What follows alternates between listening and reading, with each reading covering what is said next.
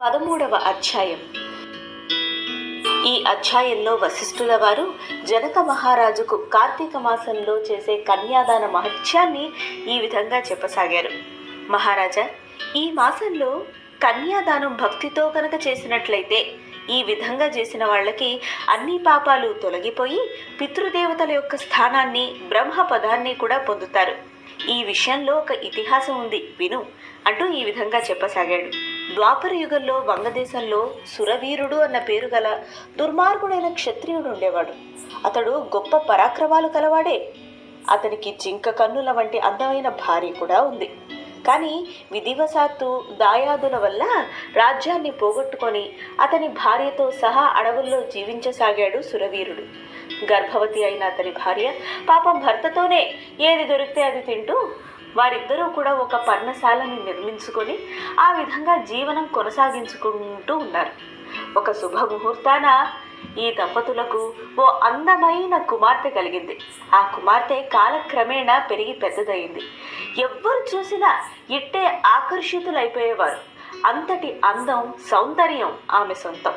అలా ఆ యువతిని చూసిన ఒక ముని కుమారుడు సురవీరుడి దగ్గరికి వెళ్ళి, మీ కుమార్తెను నాకిచ్చి వివాహం చెయ్యండి అని అడిగాడు. సురవీరుడు దానికి ఇచ్చిన సమాధానం ఏమిటో తెలుసా? ఓ మునికుమార, నేనా దారిద్ర్యాన్ని అనుభవిస్తూ ఉన్నాను. మరి నువ్వేమన్నా నాకు ధనాన్ని కాస్త ఏర్పాటు చేస్తే దానికి బదులుగా నా కుమార్తెని నీకిస్తాను అని తన దురుద్దేశాన్ని ఈ విధంగా తెలిపాడు. కానీ ఆ మునికుమారుడు ఎంతో గొప్పవాడు అవడం చేత తపస్సు చేసి సకల సౌఖ్యాలు ఉన్న ఒక ఇంటిని సురవీరుడికి ఇచ్చి దీనికి బదులుగా సురవీరుడి కుమార్తెను వివాహం చేసుకున్నాడు. అంటే తన కుమార్తెను అమ్ముకొని సురవీరుడు మళ్ళీ ధనాన్ని పొందాడన్నమాట. ఈలోపు సురవీరుని భార్య మరలా గర్భం దాల్చింది. ఈసారి కూడా ఇంకో కుమార్తెకు జన్మనిచ్చింది. తన మొదటి కుమార్తె వల్ల తనకి చాలా ధనమే వచ్చింది కదా, అలాగే రెండో కుమార్తెను కూడా పెంచి పెద్ద చేసి విక్రయించి ధనాన్ని సంపాదించుకుందాం అన్న దురుద్దేశంతో ఉన్నాడు సురవీరుడు. ఈలోగా ఒకనాడు సురవీరుడి ఇంటి ముందు నుంచి వెళుతున్న ఒక సాధువుని సురవీరుడు ఆహ్వానించడం జరిగింది. ఆ సాధువుకి అన్ని మర్యాదలు చేసిన తర్వాత సాధువు దివ్య దృష్టితో సురవీరుని వృత్తాంతం అంతా కూడా పసిగట్టి మంచి చెప్పాలని నిర్ణయించుకున్నాడు. ఓ సురవీరా, మూర్ఖుడిలాగా ఎందుకు ఇంత పాపాన్ని మూటగట్టుకుంటున్నావు? ఒక కన్యను అమ్మి ఆ ధనంతో జీవయాత్ర సాగించే వాళ్ళు అతివ్రతమనే నరకాన్ని పొందుతారు తెలుసా? ఈ విధంగా సంపాదించిన ధనంతో దేవర్షి పితరుల్ని తృప్తిపరచాలని చేసేవాడు. జన్మ జన్మలకు సంతానం కలగకుండా పితరాదులు చేస్తారు. కన్యను అమ్మి ఆ ధనంతో జీవించే వారికి సకల పాపాలు కలుగుతాయి. అన్ని పాపాలకు ప్రాయశ్చిత్తం ఉంటుందేమో గాని కన్యను అమ్మిన వానికి మాత్రం ప్రాయశ్చిత్తం లేదు. అందుకే కార్తీక శుక్ల పక్షంలో నీ రెండవ కూతుర్ని బంగారు పూరకంగా ప్రకాశవంతుడు, తేజోవంతుడు, ధర్మశీలుడు అయిన ఒక బ్రాహ్మడికిచ్చి వివాహం చేయి. కార్తీక మాసంలో శుభదినాన ఎవరైతే కన్యాదానం చేస్తారో వాళ్ళు అన్ని పుణ్యనదుల్లో స్నానం చేయటం వల్ల కలిగే పుణ్యం సంపాదించుకోవడం జరుగుతుంది. నువ్వు ఇంతవరకు చేసిన పాపాలు కూడా తొలగిపోతాయి అని హితవు చెప్పాడు ఆ సాధువు. కానీ డబ్బు రుచి మరిగిన సురవీరుడికి ఈ మంచి మాటలు రుచించలేదు. ఓ మహానుభావ, ఈ లోకంలో మంచేంటి, చెడేంటి? ధనం లేని మంచి ఒక మంచేనా? ధనంతోటే మంచి ఉంది. దారిద్ర్యంలో బతికేవాడికి తెలుస్తుంది ధనం యొక్క విలువ. నేను నా రెండవ కూతుర్ని కూడా విక్రయించి సొమ్ము చేసుకోవడానికి నిశ్చయించుకున్నా అని బదులిచ్చాడు సురవీరుడు ఆ సాధువుకు. చేసేదేవీ లేక సురవీరుడిని సెలవడిగి ఆ సాధువు అక్కడి నుంచి వెళ్ళిపోయాడు. కాలక్రమేణా సురవీరుడు మరణించాడు. యమదూతలు అతన్ని నరకానికి తోడ్కొని పోయారు. అక్కడ సురవీరుణ్ణి యమధర్మరాజు నానా శిక్షలు వేసి బాధలు పెట్టసాగాడు. సురవీరుడు ఎంతో బాధపడుతూ ఉన్నాడు. ఆ సురవీరుడి వంశస్థుడైన శత్రుకీర్తి అనే రాజు సకల ధర్మాలని ఆచరిస్తూ యజ్ఞాలు చేస్తూ ఎంతో ధర్మబద్ధంగా జీవనం కొనసాగించేవాడు.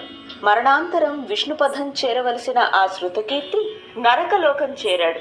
యమధర్మరాజు శృతకీర్తిని కూడా ఎన్నో బాధలు పెట్టాలని నిశ్చయించుకున్నాడు. శృతకీర్తికి అసలు ఏం జరుగుతుందో అర్థం కాలేదు. ఓ యమధర్మరాజా, నా జీవితం అంతా కూడా నేను పుణ్యకార్యాలే చేశానే, మరి విష్ణుపదం పొందవలసిన నేను నరకలోకానికి ఎందుకు చేరుకున్నాను అని ఆవేదనతో ప్రశ్నించాడు. దానికి యమధర్మరాజు, ఓ శృతకీర్తి, నీ వంశస్థుడు ఒకడు సురవీరుడు. అతడు కన్యలు విక్రయించి ఆ ధనంతో జీవనం సాగించాడు. ఈ విధంగా కన్యాదానం చేసిన వారి వంశంలో ప్రతి ఒక్కరూ నరక బాధల్ని అనుభవించక తప్పదు. వివాహం అనే అతి పవిత్రమైన కార్యం ద్వారా ఆ ఇంట కన్య లేని వారికి కన్యాదానం చేస్తారు. ఎక్కడైతే స్త్రీ గౌరవింపబడుతుందో అక్కడ సకల దేవతలు పూజింపబడినట్లే, ఎక్కడైతే స్త్రీని ఒక వస్తువుగా విక్రయిస్తారో అక్కడ అన్ని దారిద్ర్యాలు చుట్టుకుంటాయి వారికి అని ఈ విధంగా హితబోధ చేశాడు యమధర్మరాజు. అలాగే శృతకీర్తి చేసుకున్న పుణ్యం వలన అతను అదే దేహంతో భూలోకానికి వెళ్ళి సురవీరుని భార్య రెండో కుమార్తె ఉన్న దగ్గర ఆ ఆశ్రమం దగ్గర ఉన్న మునులతో జరిగిన వృత్తాంతమంతా చెప్పి, ఓ యోగ్యుడైన బ్రాహ్మణుడికి సురవీరుని రెండో కుమార్తెను ఇచ్చి వివాహం చేయించమని చెప్పాడు. దీనివల్ల ఇప్పటి వరకు సురవీరుడు చేసిన పాపాలన్నీ కూడా పోతాయని చెప్పాడు యమధర్మరాజు. శృతకీర్తి ఇలాగే చేశాడు. కార్తీక మాసంలో ఓ పుణ్య దినాన సురవీరుని రెండో కుమార్తెకు యోగ్యుడైన బ్రాహ్మణుడికి వివాహం జరిపించాడు. ఈ విధంగా చేసిన కన్యాదాన ఫలం వల్ల సురవీరుడి పాపాలన్నీ తొలగిపోయి అతని వంశస్థులే కాదు, అతను కూడా స్వర్గలోకానికి చేరుకున్నారు. ఈ అధ్యాయం ద్వారా అసలు కన్యాదానం అంటే ఏంటి, ఒక ఆడపిల్లని పుట్టింటా మెట్టినింటా కూడా ఏ విధంగా గౌరవించాలి అన్న సత్యాన్ని మనం తెలుసుకున్నాం. ఇక నుంచైనా దాన్ని పాటించే ప్రయత్నం చేద్దాం. ఇది స్కాంద పురాణాంతర్గత కార్తీక మహత్య మండలి 13వ అధ్యాయం సంపూర్ణం.